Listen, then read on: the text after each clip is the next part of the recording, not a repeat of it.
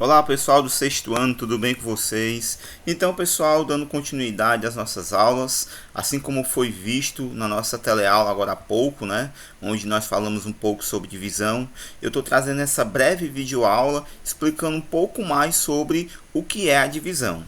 Então pessoal, nós vamos aqui explicar um pouco melhor daquilo que foi visto na nossa teleaula acerca da divisão.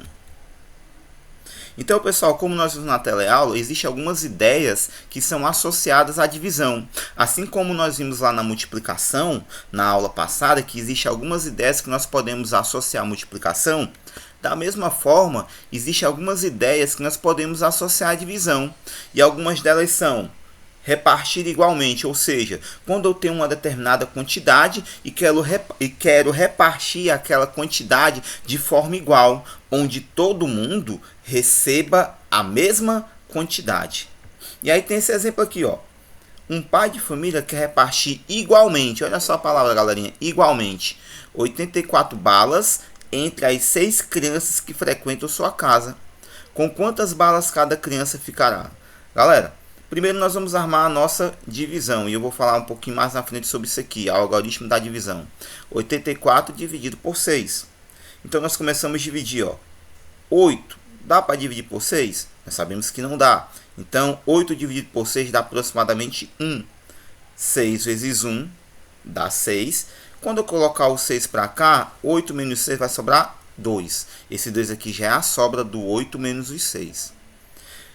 2 não dá para dividir por 6. Então, como ainda tem um númerozinho lá em cima, que ele representa a casa das unidades, ó. Lembra? Dezena e unidade. O número que eu tenho aqui, o 8 representa a dezena e o 4 a unidade. Como eu tenho um 4 aqui, lá em cima, ele desce, formando o número 24. 24 é divisível por 6. Dá justamente 4, pessoal. Se eu multiplicar 6 vezes 4, eu vou ter justamente 24. Subtraindo 24 menos 24, eu vou ter como resto 0. Então, 84 dividido por 6 dá justamente 14. Ou seja, cada uma das 6 crianças vão receber 14 balas. Resto 0. Divisão igual. Outra ideia que nós podemos associar à divisão é a medida, ou quantas vezes uma quantidade cabe em outra. Quando eu quero saber quantas vezes uma determinada quantidade, um determinado valor, cabe dentro de outro. E eu vou usar esse exemplo aqui, ó. Em uma fábrica de refrigerante, embalam-se 6 garrafas em uma caixa. Quantas caixas serão necessárias para embalar 195 refrigerantes? Galera, eu quero saber quantas caixas com 6 refrigerantes eu posso ter. Olha só, então eu vou dividir. Quantas vezes uma quantia cabe em outra? 195, que é a quantidade de refrigerantes que eu quero saber, dividido por quantos refrigerantes cabem em uma caixa. Galera, em uma caixa cabem 6 refrigerantes. Se em uma caixa cabe 6 refrigerantes, 195 refrigerantes vão caber em quantas caixas? É isso que eu vou saber. Eu quero saber essa quantidade dentro dessa quantidade. Então, dividindo, 195 dividido por 6, ó, sempre começa por aqui, ó. Lembrando que agora eu tenho centena, dezena e unidade. 1 dá para dividir por 6? Não. Então eu junto esse 1 com 9 e formo o número 19. 19 dá para dividir por 6. Não vai dar a divisão exata, vai dar aproximado. 19 dividido por 6 dá 3, galera. 6 vezes 3 dá 18. 19 menos 18 sobra aqui, ó, 1. 1 não dá para dividir por 6.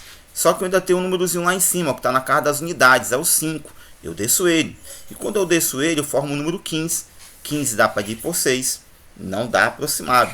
Então, ó, 15 dividido por 6 dá 2. 6 vezes 2 dá 12. 15 menos 12 vai sobrar 3. Galera, 195 garrafas cabem em 32 caixas. Só que ainda vão sobrar o quê? 3 refrigerantes. Então, observa aqui nessas duas divisões algo muito importante.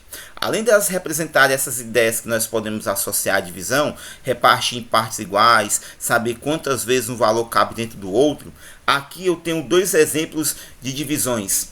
Uma sendo exata, onde o resto é igual a 0, e outra sendo inexata ou não exata, onde o resto é diferente de 0.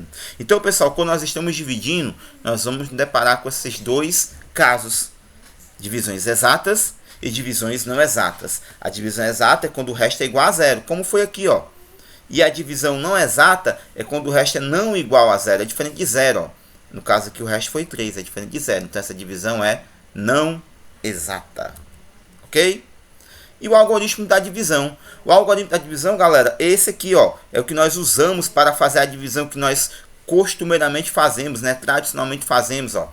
78 dividido por 3, aqui é o algoritmo da divisão. Eu começo dividindo 7 pelo 3, dá 2. 3 vezes 2 dá 6. 7 menos 6 sobra 1. Aí eu pego 1, não dá para dividir por 3. Desce o 8, porque ainda tem um númerozinho lá em cima, forma o número 18. 18 dividido por 3 dá certo, dá 6. 6 vezes 3, 18. 18 menos 18, sobra nada. Então, esse é o algoritmo da divisão, onde aqui nós podemos observar os termos que compõem a divisão. Nós temos o dividendo. Quem é o dividendo? É o número que eu estou dividindo. No caso, eu estou dividindo 78. Eu tenho o divisor, que é aquele número por quem eu vou dividir. Eu vou dividir o dividendo por quem? Pelo divisor.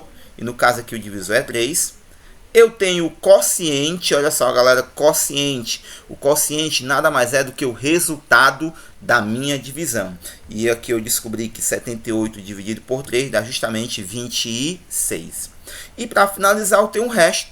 O resto é o que sobra da minha divisão. Se eu estou dividindo, então vai ter um resto. No meu caso aqui, esse resto é igual a 0. Ou seja, divisão exata. Então, pessoal, esses são os termos associados à divisão. Dividendo é o número que eu vou dividir. Divisor é o número por quem eu vou dividir. Quociente, o resultado da divisão. E o resto é aquilo que sobra depois que eu divido. Pode ser 0 ou diferente de 0. Beleza?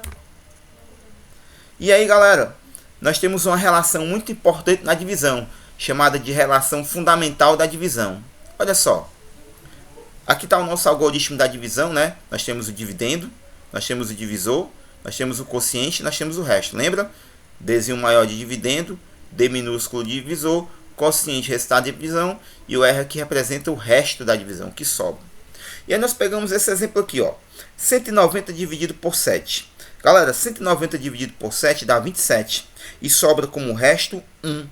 Se você pegar esses valores e fizer a seguinte operação, ó. 27, que é o quociente, vezes o 7, que é o divisor, mais o 1, que é o resto, eu vou encontrar, realizando essa operaçãozinha, o número 190, galera. Ou seja, eu vou encontrar o nosso dividendo. Essa relação é muito importante na divisão. É a relação fundamental da divisão, que diz que o quociente de uma divisão vezes o seu divisor mais o resto vai dar sempre igual ao dividendo, que esse númerozinho aqui é o número que eu vou dividir, o dividendo. Então, ó, 190 dividido por 7 dá 27 e sobra 1 de resto. Pega esse 27 que é o quociente, multiplica pelo 7 que é o divisor e esse resultado soma com 1, dá justamente o dividendo dessa divisão, que é 190. Então, essa é a relação fundamental da divisão. Quociente vezes o divisor mais o resto da divisão sempre vai ser igual ao dividendo. E aí eu trouxe uma situação problema para nós brincarmos aqui, né? Entendermos melhor o que é a divisão. O trem abaixo pode transportar 120 passageiros. Todos os vagões desse trem são iguais. Olha só, tem a figurinha do trem. Ele tem 5 vagões. E ele está dizendo aqui que cada vagão desse é igual. Ou seja, cada vagão transporta a mesma quantidade de passageiros, porque eles são iguais. E a pergunta da questão é a seguinte: quantos passageiros cabem em cada um desses vagões? Então, galera, eu vou usar a divisão. Professor, como é que você sabe que vai usar a divisão? Como é que o senhor sabe que vai usar a divisão? Simples, porque ele quer saber quantos passageiros cabem em cada vagão. Então eu vou ter que repartir. Eu vou ter que repartir o total de passageiros, que é 120, em cada um desses vagões. Galera, se eu estou usando o conceito de repartir, então eu só posso estar usando a operação matemática chamada divisão. Lembra as ideias associadas à divisão? Então, eu vou ter que dividir, ó, 120 dividido por 5 para saber quantas pessoas cabem em cada vagão. Fazendo a divisão aqui bem rápida, galera. 120 dividido por 5 dá 24. Então eu vou saber que cada vagão desse aqui cabe 24 pessoas.